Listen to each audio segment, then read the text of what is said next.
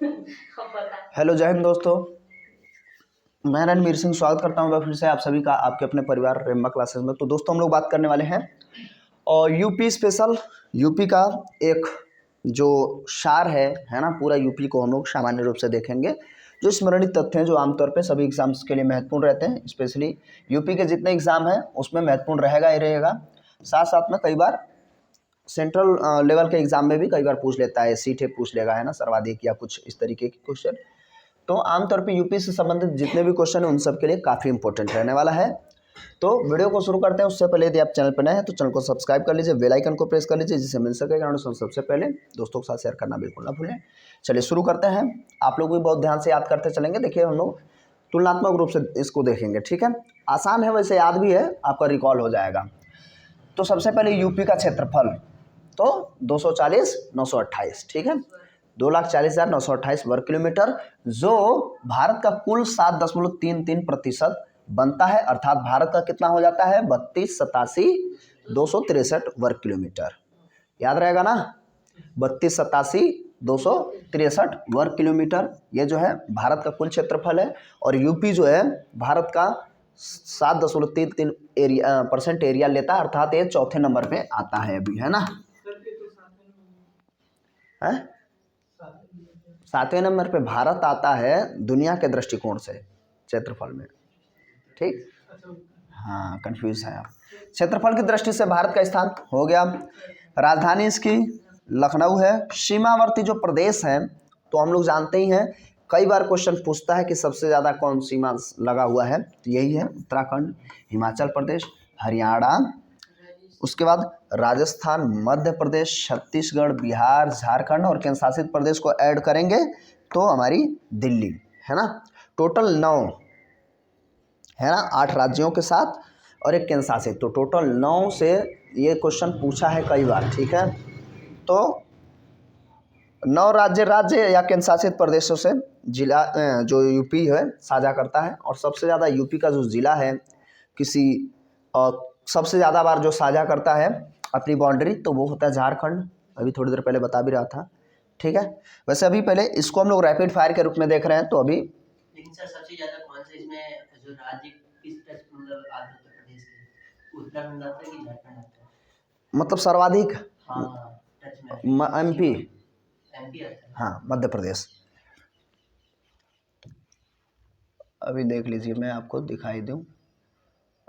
चलो साहब, उसको बाद में देखेंगे, मैं बाद में पहले पढ़ लेते हैं थोड़ा जल्दी में। सबसे ज़्यादा एमपी है, ठीक है। बाकी अभी वहाँ से क्वेश्चन आमतौर पर पूछता नहीं है, जो क्वेश्चन पूछ लेगा मैं चर्चा करूँगा।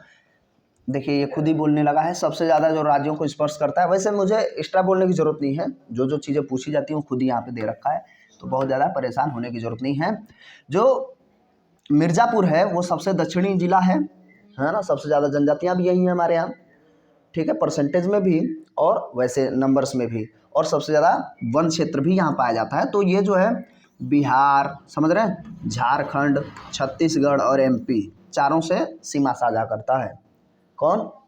सोनभद्र, ठीक है। और सोनभद्र में बहुत सारी जनजातियाँ हैं। और हमारे यहाँ रोम जैसे इसी में जो जल विद्युत संयंत्र है यहीं पे बनाया गया है। चलिए उस पर बाद में हम चर्चा करेंगे। सीमावर्ती देश जो है हमारा नेपाल है। प्रमुख नदियों में गंगा, यमुना, रामगंगा, गोमती, केन, बेतवा, ये कुछ महत्वपूर्ण नदियां हैं। घाघरा भी है उसमें, है ना। देश में पहला स्थान, देखिए यूपी की स्पेशल ये चीज़ें हैं कि बहुत ज़्यादा मामलों में नंबर 1 पे है, ठीक है। गेहूं का उत्पादन सबसे ज़्यादा, कुल खाद्यान्न उत्पादन, यानी कि समग्र खाद्यान्न अगर हम बात करें तो वो भी उत्पादन इसी का है। कुल सब्जी उत्पादन, कुल दूध उत्पादन सब सर्वाधिक है सब। कुल पशुधन, मवेशी यानी पशु हमारे यहाँ बहुत ज़्यादा है। कुल गन्ना उत्पादन, चीनी नहीं, चीनी में महाराष्ट्र जा चुका है, गन्ना उत्पादन में सब सर्वाधिक है। ऐसा क्यों गन्ना में इसमें चीनी में? क्योंकि हमारे यहाँ का गन्ना जो है उस क्वालिटी का नहीं है जिस क्वालिटी में चीनी सर्वाधिक मिलता हो। क्यों? क्योंकि हमारे यहाँ जो है तराई क्षेत्र है और वो आम तौर पे अच्छे किस्म का गन्ना लगाएं तो वो बचेगा ही नहीं। बाढ़ के टाइम पे देखते हैं ना, गन्ना डूब जाता है, कुछ समय के लिए डूब जाता है। तो मजबूरी में कुछ ऐसे किस्म के गन्ने लगाए जाते हैं जो सामान्यतः ऐसे हालातों को झेल सके। है ना। और महाराष्ट्र में जो गन्ना लगाया जाता है वो मोटे किस्म का होता है, अपने यहाँ भी क्षेत्रों में लगता है लेकिन बहुत ज़्यादा तो नहीं लगा पाते ना, तो इसकी वजह से।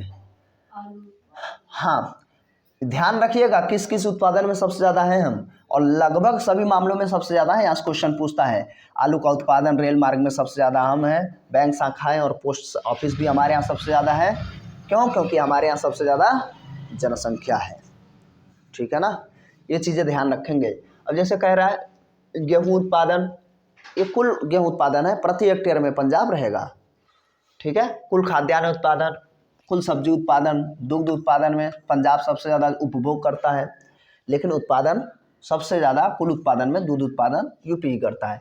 सब्जी, पशुधन, गन्ना, आलू, रेल मार्ग और बैंक शाखाएं, पोस्ट ऑफिस, जनसंख्या, ये सब पहले स्थान पे। अभी बहुत सारे मामलों में पहले स्थान पे हुआ करता था, जैसे चावल अब स्पेशली बांग्लादेश पश्चिम बंगाल ने पूरा जो है सर्वाधिक उत्पादन में आ चुका। मौसम की बात करेंगे तो भैया यहाँ पे गर्मी जो शुरू होती है मार्च से जून के बीच में, है ना, अभी चल रही है। वर्षा मिड जून से सितंबर तक बरसात होती है, और जो ठंड शुरू होती है अक्टूबर से फरवरी तक, है ना, बेहतरीन ठंड, ठीक है। तो सबसे ज़्यादा बरसात कहाँ होती है यूपी में? गोरखपुर में। सबसे कम मथुरा में, ठीक है। अब हम जनसंख्या 2011 के अनुसार अभी तक हम देखेंगे तो जनसंख्या कुल देखते हैं भाई। सबसे ज़्यादा बात करेंगे जनसंख्या कुल कितनी है 2011 के अनुसार, हालांकि अभी तो बहुत बढ़ चुकी है। अभी देखिए परिपेक्ष रूप से सकल जनसंख्या, जो कुल जनसंख्या है 199, 812, 341। ऐसे याद करने का तरीका आप चाहें तो आप जैसे भी याद कर लें, है ना। 198, 812, 341, ठीक है। कई बार जो है इधर का डेटा से ही काम चल जाता है। कुछ इस तरीके से याद करना चाहिए मेरे हिसाब से। वैसे आप चाहें करोड़ में याद करना चाहें तो कर सकते हैं। जैसे अगर आप याद करेंगे तो 19 करोड़ 19,98,12,341, ठीक है। ये भारत की कुल जनसंख्या 2011 के अनुसार। अभी हम लोग लगभग 25 पहुँचे होंगे, ठीक है, अभी आने दीजिए। और वो कुल भारत की जो है 16.50 यानी कि 16.5% बनता है कुल भारत की जनसंख्या। और ज़मीन कितना है याद है कि नहीं? ठीक ना। महिलाएं जो है, महिलाएं 95 लाख ही हैं, 9,53,31,831 है, ठीक है। पुरुष जो है देखिए ज़्यादा ही है, चूँकि 912 का रेशियो है हमारे यूपी में, तो 10,44,80,510। और अनुपात, लिंगानुपात जो है वो ज़्यादा बार पूछता है, 912। कुल भारत का कितना है? 943, ठीक है। ये कुल भारत का है, लेकिन यूपी का 912 है।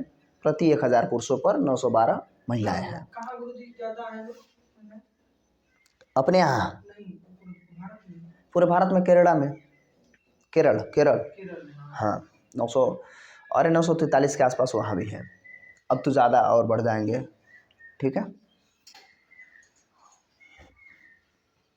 43 नहीं, थोड़ा वेरी करेगा।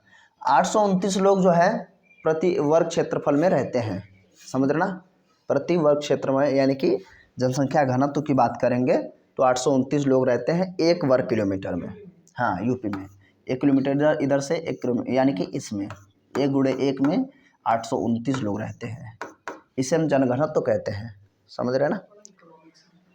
हाँ, और ये जो है जनसंख्या की दशकीय वृद्धि दर जो है 20.2% है। हाँ, 10 साल में 20.2% जनसंख्या बढ़ जाती है यूपी में, ठीक है।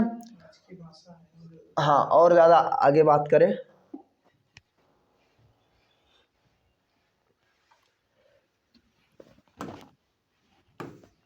यही दो भाषाएं हैं, हिंदी और उर्दू, है ना। उर्दू बाद में जोड़ा गया था।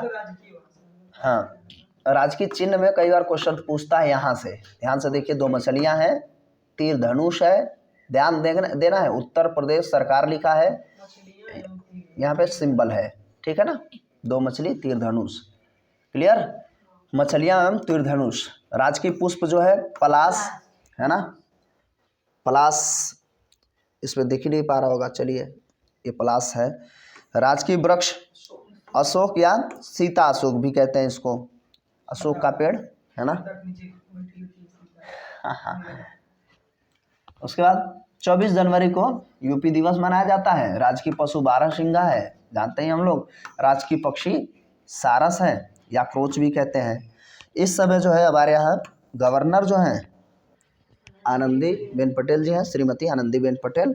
और मुख्यमंत्री जी को तो सभी जानते हैं, उसमें क्या ही कहेंगे, क्यों अमन, उनको सब जानते हैं। शहरी जनसंख्या जो है 44 कितना है, हाँ 4,44,95,063, 22.3% जनसंख्या शहरों में रहती है। और वहीं पे गांव में रहेगी कितनी, टोटल 15,53,17,278, यानी कि 77.7% जनसंख्या गांव में रहती है। भारत गांव का देश है, तो सबसे ज़्यादा अभी भी जो है हाँ 77.7, मतलब ठीक डेटा है। तेंदुलकर समिति के अनुसार देखिए, रमेश तेंदुलकर साहब हैं और इन्होंने जीडीपी के गरीबी क्या होती है उसको मापने की कोशिश की। ऐसे बहुत सारे लोग थे, तो रमेश तेंदुलकर ने गरीबी रेखा के नीचे वाले जो दिखाया है यूपी में जनसंख्या 2011-12 में, कह रहा गरीबी, उनके रिपोर्ट के अनुसार यूपी में लगभग 30% लोग गरीबी रेखा के नीचे हैं, है ना। बीपीएल कार्ड धारक है ना, बिलो द पॉवर्टी लेवल, है ना, समझ रहे ना मेरी बात को। तो लगभग 30 यानी 29.43% जनसंख्या यूपी में 2011-12 के अनुसार बीपीएल कार्ड धारक है। कार्ड धारक मतलब कार्ड मिले ना मिले, बीपीएल है। 2011 की जनगणना के अनुसार कार्य सहभागिता दर जो है वो बढ़ी है 32.3%।